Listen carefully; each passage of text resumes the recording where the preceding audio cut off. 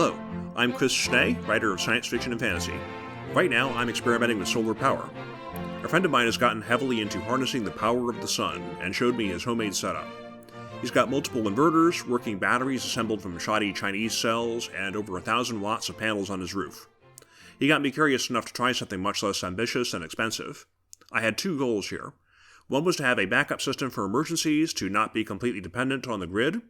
Two was to learn something about how this tech works. I live in the sunny and relatively free land of Florida, so sun power is a viable option for me. We just got through Hurricane Ian over here, so that was a wake-up call to start learning this stuff. I'm presenting this video for people who are thinking about trying it too, to talk about some of the experiences that I had. My first purchase was a power box by the company called Bluetee. No, not those. Bluetee model number EB3A. That cost me about $230 tax, and as of this video, I saw it on sale for $210. It's about toaster-sized, fairly heavy, and it acts as a hub for a power system. This particular model is decent quality, I'm told, but low-end in terms of what it can do. It can take in energy from a wall outlet or solar panels, and it can output energy using some USB ports, the common Type A and a Type C with higher voltage, a cigarette lighter plug, some other plugs, and two standard American power outlets. Finally, there's a light bulb. It has a built-in battery storing 268 watt-hours, which is small but enough to run devices like laptops for hours. More on that later. The other thing about this device is that it has an inverter, meaning that it can convert between direct current and alternating current, DC and AC. That's critical to know if you're building a solar system. Solar panels produce DC.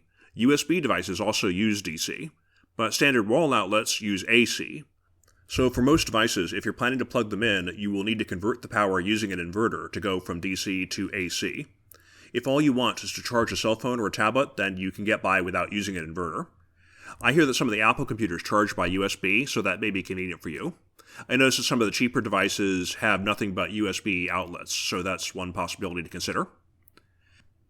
When I first seriously looked into buying solar equipment, my first idea was a kit being offered by the company Harbor Freight. That is the Thunderbird solar kit, priced at $190. These are all US prices, by the way. That included a 100-watt panel, a charge controller that accepts the panel's input and prevents any dangerous overcharging, some USB light bulbs, and cables. It did not include an inverter or a battery. So out of the box, I would have had solar power, including a panel, but no way to store it, and no way to convert that to AC. For some people, again, that might be okay. A battery was going to run me about $75, and an inverter would be $35 for a bare minimum model, $60 for a slightly better one, and more about those in the conclusion. If it's too complicated already or too expensive for you, there's also the option of getting just a really small portable panel, which is also offered by Thunderbolt. They have a couple of different sizes that are in tiny power levels like 9 watts. That could be something worth playing with, something that might be good for charging a phone, but you're not going to learn much from that since you're really just putting it out in the sun and plugging it into your device. So it won't teach you, but it's something better than nothing. The reason that I got talked into the Bluetee box was that I could start with that and have a portable emergency power system even without the solar panel. I was also concerned about the safety of the Thunderbolt solar panel because it wasn't advertised as being at all waterproof. Here in Florida, the rain can start with little warning, so I imagined having to rush outside to rescue my equipment. Also, Harbor Freight doesn't have a great reputation for quality in general. I don't know how fair that is, but it was enough to make me be a little leery and consider other options. Bluetee is supposedly well made, so there's that. I was fairly excited to open up the Bluetee package and get that going. I plugged it into a wall outlet for now. After a few minutes, I started to hear it making noise as its fan kicked in. It was fairly noisy.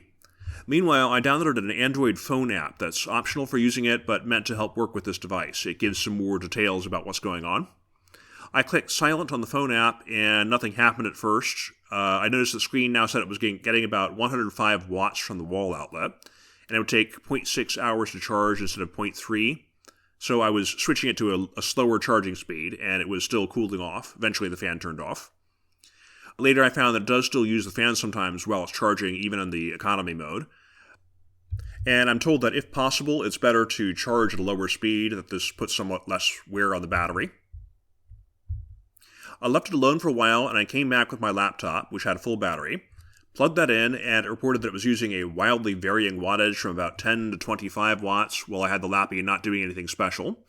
Now, this computer's power brick says that it takes a maximum of 135 watts, and the Blue Tea box says that it holds 268 watt-hours. So in theory, I think I would need 270 to use the Lappy for 2 hours, and this box cannot quite do that. Realistically, though, the laptop is not going to be using the full 135 unless I'm charging the battery and playing video games at the same time. And in an emergency, I will hopefully not be doing that. The computer seems to idle about only 15 watts, and when it's charging, it draws around 40 to 60 watts. So my initial estimate of how long I could use this power box was way off, and that's in a good way. Uses much less than I thought. One thing I noticed was that the power level was draining substantially overnight, and that bothers me. I think I left it at around 40% or more one night and came back the next afternoon to find it at 19%. That might be partly due to the battery being new and the electronics not yet adjusted to reading the behavior of this particular battery unit. For that reason, I started off by doing a full charge, draining to about 20%, fully charging, and draining it again. I meant to do 2 pretty deep cycles of the battery before using it more normally.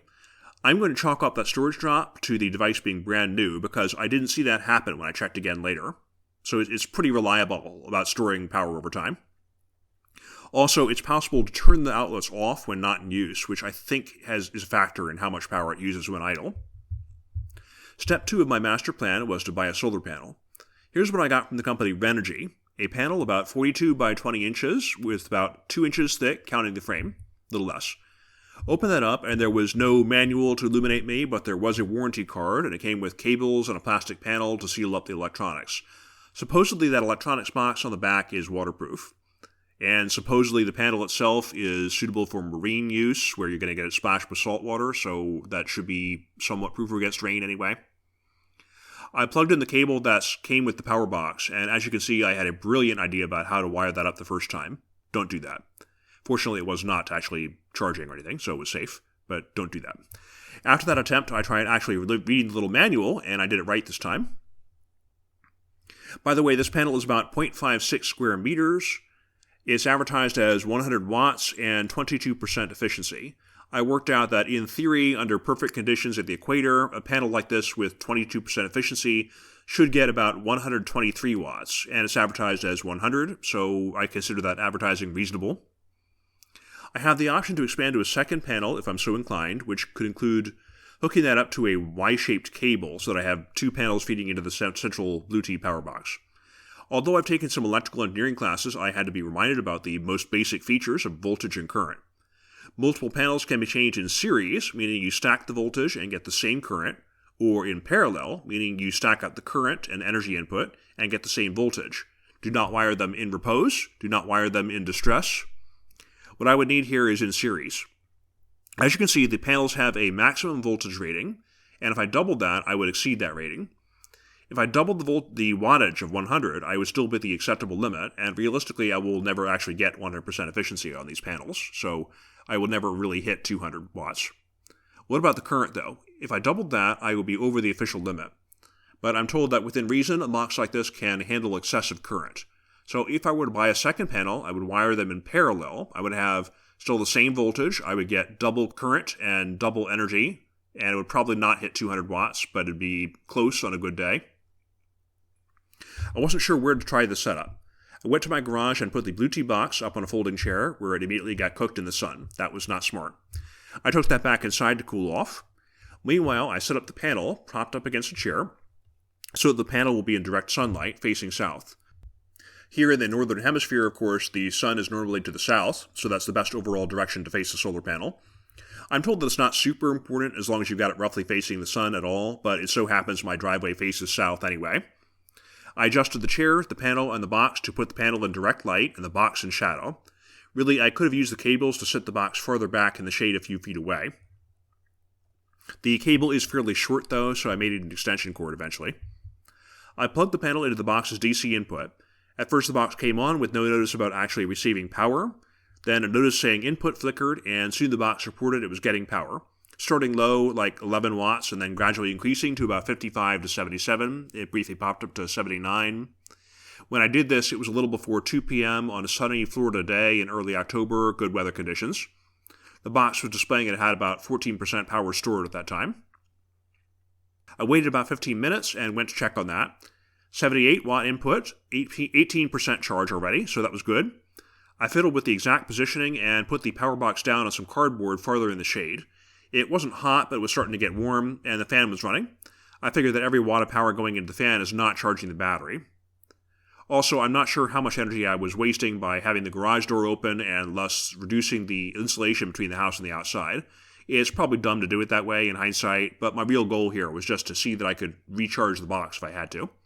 And the answer was yes. Since the device can charge and discharge at the same time, I could in theory sit out there and run my computer or another device purely off the sun for a while. I checked on the box a few times. After about another 15 minutes, it was up to 23% charge, but then more than an hour later, it had only charged 24%. What gives, I thought. The power input was now about 6 watts due to the panel now being in the shade, because the sun position had moved. I moved the panel, and the input returned to about 79 watts. So for this to be practical for more than an hour or so, I probably needed to keep the panel out on the driveway when in use, and that meant I had needed an extension cord or sunshade on the box, also a rain shade eventually. I'm told that with some panels, especially the cheaper ones, the entire panel is limited if any part of it is shaded. So it's important to keep the whole thing well lit and have it be in a position that it will continue to be well lit as the shadows move. I don't yet have a solution for protecting the power box from rain.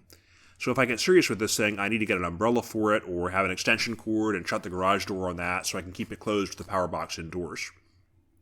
I did some more experiments. Test number 2 was in the late afternoon, September 9, with the sun still up at about 6:45 p.m., but obviously there was not a lot of light at that time. The power box read the panel as having 0 input, so it looks like you don't get even a trickle charge if you try it late. I'm thinking a better panel might be able to get something from that. Experiment 3 was about 2:15 p.m., October 10. At that time, I was getting wildly varying input. I saw it go from around 25 to 90 watts, varying with the partly cloudy weather.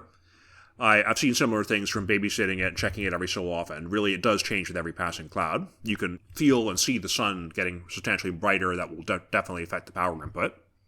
I tried leaving the panel lying flat, facing straight up, or having it tilted, and I tried a couple of variants on that. I didn't see a big difference. It was kind of hard to tell because of the sun variation. I was able to shade the power box somewhat with a chair and keep it where it would continue to be in shadow for a while. And like I said, I had trouble doing a direct comparison of angled versus flat, but I was able to run it for about 2.5 hours and get about 99 watt-hours total stored, which worked out to an average about 40 watts over that time period, which is not terrible for a 100-watt panel, but obviously much less than the theoretical max. And then I tried it a 4th time and also got some power out of that. I don't have the exact numbers in front of me, but I had some power, some success. So as a conclusion of that, I can now, in a pinch, use a few electrical gadgets off-grid, and I'm proud of this. This is an almost minimal setup, a notch above just getting the basic cell phone charger. It's not nearly enough to run my whole house, or even a full-size fridge, but I could do my computer, I could do a mini fridge or a fan or something, and I can recharge a phone if I have to, so that's all good. By the way, see this power brick for my laptop I'm showing here? The point of these things is to convert from standard AC outlet power to run a device that actually takes in DC. There is a little efficiency loss in that. So by plugging my laptop into the power box and charging it from solar, I'm actually converting from DC to AC back to DC, which is kind of dumb. It will be more efficient to get a cable that runs directly from a DC source to the computer. I see that that does exist. You can go directly from a DC output on this Bluetooth box into a computer, but it's about $50, and you have to make sure you get one that has the right kind of plug for your computer. So that's something to think about. Now, does what I've been doing make any financial sense? No, not really. Even valuing my own time and effort at 0, I'm getting only a small amount of free electricity that will not remotely pay for the equipment. What I bought is a system that could help me in an emergency or be a slight convenience if I want to work somewhere without a power outlet. Maybe more importantly, I gained a little skill from this experience. So in the future, I will know a little more about how to run a solar power system. And as for using it as a minor convenience, well, I'm using it to power my laptop right now as I record this. So that's kind of fun. That's a summary of my newbie experience with solar power. Yeah, a lot of it was basically buy the equipment and plug it in, but I did put some thought into exactly what to buy and how to set it up. I've seen a much more advanced system, so I have some idea about what goes into that. Here are a couple of things I've become aware of that are more advanced than what I've actually done, but is something to think about. 1. Get your units right. I see various sources that spread confusion about the units of measurement. Energy means a fixed amount of ability to do stuff, and it's typically measured in joules or watt-hours. For instance, 4,180 joules is 1 nutritional calorie, as in food. It's a fixed amount of stuff in one package. Power means a certain amount of energy per second. It is typically measured in watts, which are 1 joule per second. So running a device that needs 50 watts means 50 joules of energy per second, and if you run that for 1 hour, that's 50 watts times 1 hour equals 50 watt-hours. My device's battery says 268 watt-hours, so I can run a 26-watt device for 10 hours, in theory. For fun, we could say that if my solar panel gave me 100 watts, that's 100 joules every second. So if I need 4,180 joules for 1 nutrition calorie, then about every 42 seconds I get 1 calorie worth of energy. Think about how much solar power is getting pumped into a field of wheat to turn it into food. Anyway, next point. 2. Don't get your expectations up too high. Solar power is nice, but it's not going to power your car. In fact, if you're going to run equipment like a microwave, you should expect to rapidly drain any batteries you have, since those could easily use hundreds of watts, even 1,000 or more. Next, devices with motors tend to need more power to start up than during use. So if you plan to use a drill or something, get extra power. That is, don't buy a drill that says it needs 200 watts and then expect to run it on an inverter that says it can do 200 watts. It won't work. Some inverters produce a modified sine wave, meaning their AC power is not the smooth curve you normally want. I'm told that the more delicate devices can't handle the modified kind, and what they need is called a pure sine wave. And the cheap ones I was talking about from Harbor Freight, they don't do that pure sine wave. So you may not get good results if you use the cheaper inverters. My device, the Bluetooth thing, does have a pure sine wave.